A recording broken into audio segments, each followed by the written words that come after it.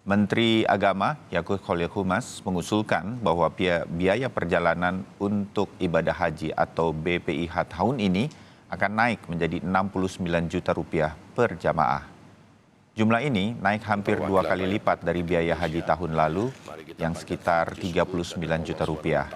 Usulan disampaikan Menteri Agama di rapat kerja sama dengan Komisi 8 DPR RI hari Kamis kemarin. Kuota haji tahun ini sudah ditetapkan, yakni 203.000 jemaah haji reguler dan ada 17.680 jemaah haji khusus. Kemudian ada 4.200 kuota petugas haji. Sesuai dengan kesepakatan, tahun ini tidak ada pembatasan usia untuk jemaah haji. Perlu diketahui juga, usulan Menteri Agama ini belum final.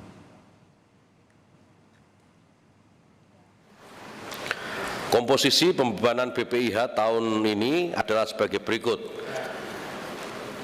BPIH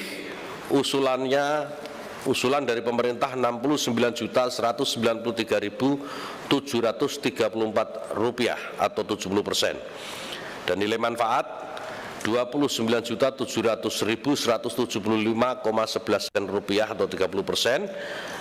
Dan BPIH-nya Rp98.893.909,11. Total ini melengkapi menjadi 100%. Berikutnya terkait dengan haji khusus. Pembiayaan penyelenggaraan ibadah haji tahun ini yang bersumber dari dana nilai manfaat, dana setoran awal dan setoran lunas jamaah haji khusus sebesar Rp6.887 juta. Yang terdiri dari komponen perlindungan, komponen dokumen perjalanan, komponen pembinaan jemaah haji di tanah air, komponen pelayanan umum, dan komponen pengelolaan BPIH.